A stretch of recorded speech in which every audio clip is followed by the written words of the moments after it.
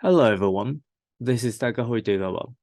In this article, I will present examples of choice tactics and the information and nudges that have a strong influence on choices.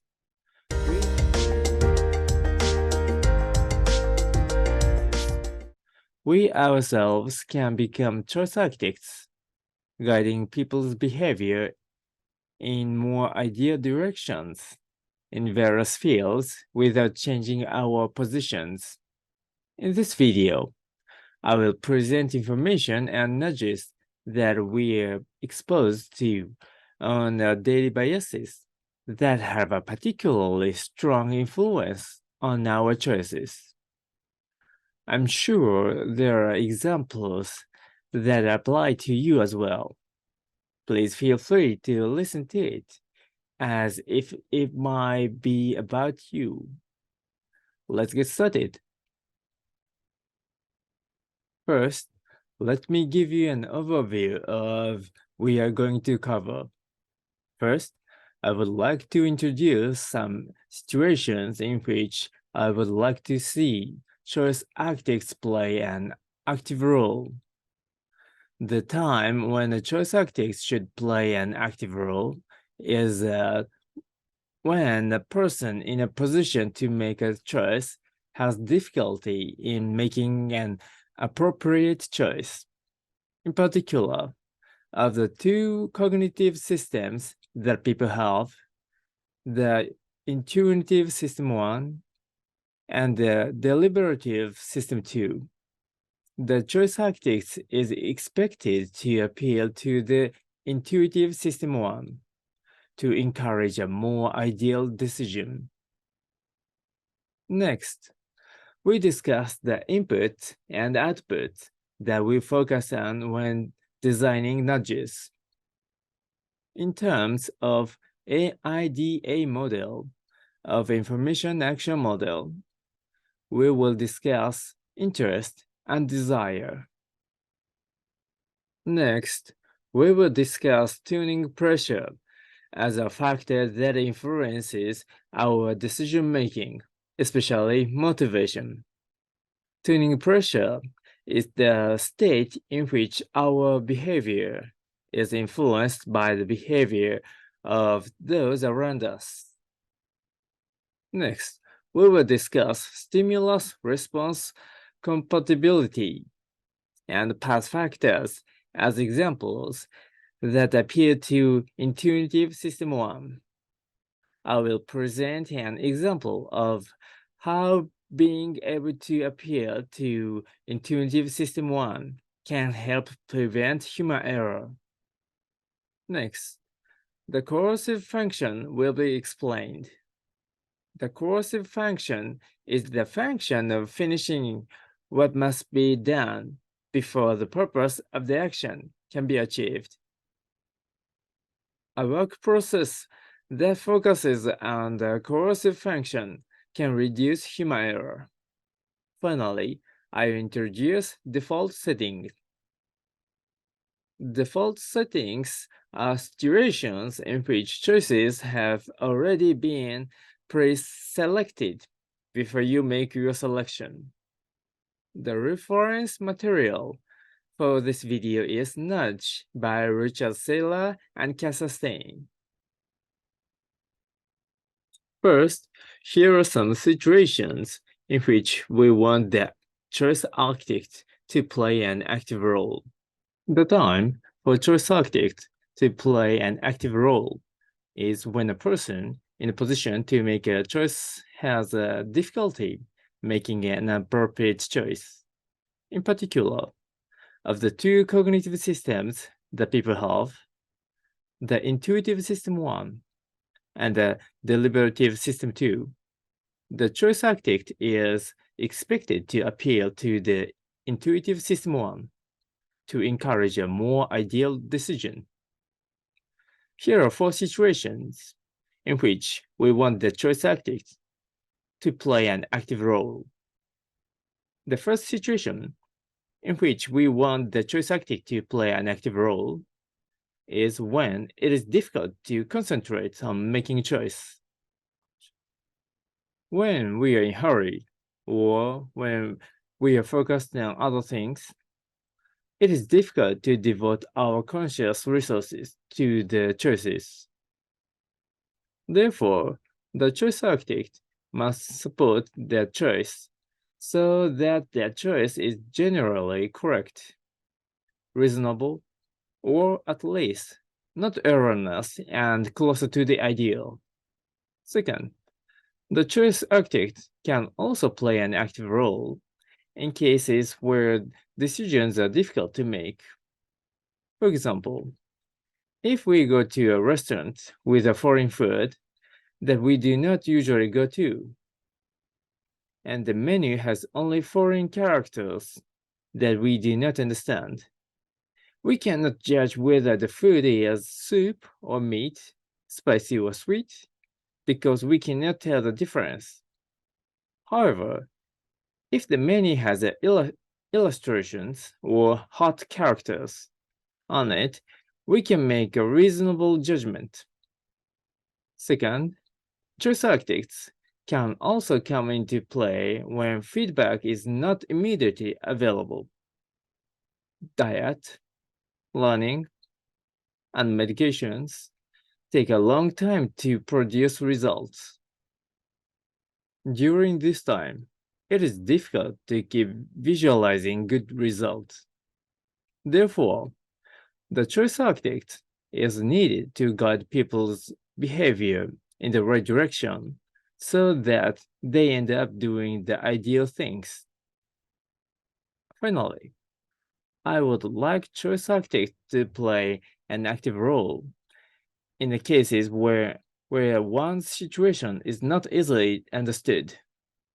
For example, if the text is written in a foreign script that you cannot read or is too long, such as a software terms of service, you need the support of a choice architect to help you recognize what you need to choose, interpret what it says, and make the ideal choice. The next point to focus on when designing nudges is inputs and outputs. In terms of the AIDA model of information action models, we will discuss interest and desire. Input refers to the process from information acquisition to interpretation, such as anchoring and framing, and corresponds to interest in the AIDA model. Outputs are the process of interpreting and acting on information, such as tuning effects and defaults, and corresponds to desire in the AIDA model. By examining the nudge approach from the two perspectives of input and output, the choice architects can cover the process from information acquisition to action.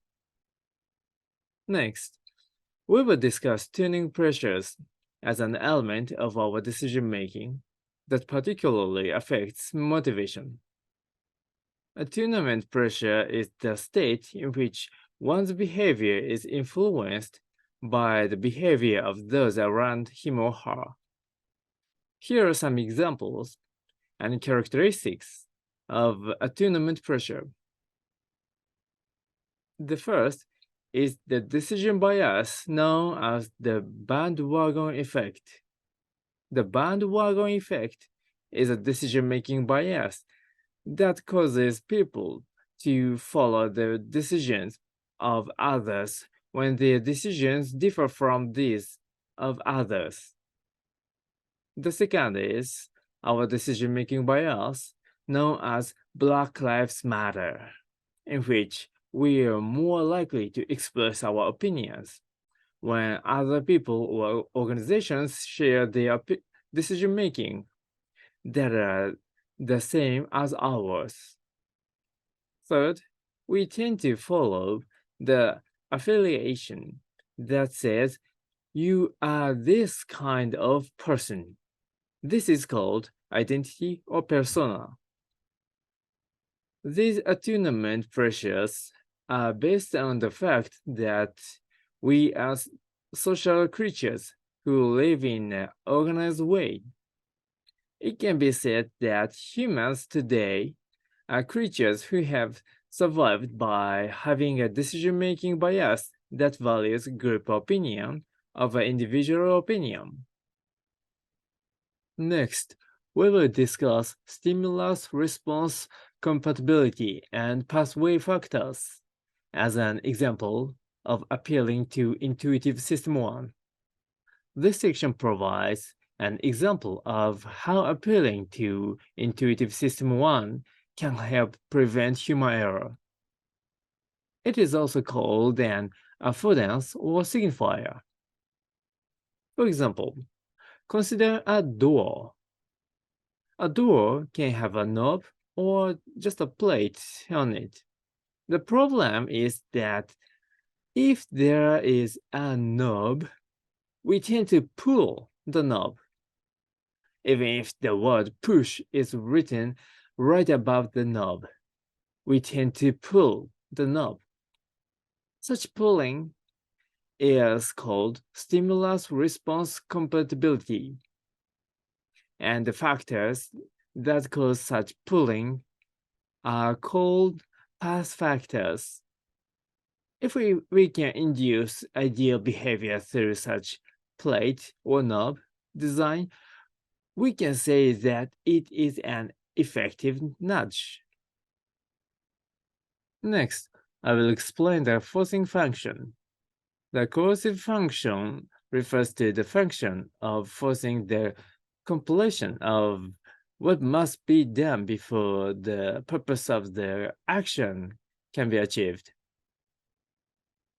The main purpose of using an ATM is to withdraw cash. However, when you walk away from the ATM, the most important thing you need to do, even more important than getting cash, is to get your cash card back. However, once the immediate goal of the getting cash is accomplished, it feels as if all the actions that need to be performed at the ATM have been completed. In other words, you run the risk of forgetting to get your cash card or statement. For this reason, ATMs use an approach known as the coercive function. The ATM user is rushed to the end of the cash pickup process, but this allows him or her to complete the necessary steps without omission. Finally, let me introduce you to defaults. A default setting is one in which choices have already been pre-selected before you make your selection. For example, consider the case of installing software. When you install software, you are presented with a variety of software options to install. However, in some cases, only the most basic software is sufficient, while in other cases, it is best to pre-install all options software in addition to the most basic software.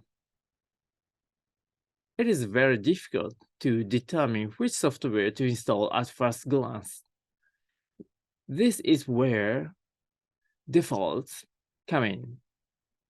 From the start, all of the most standard software should be selected.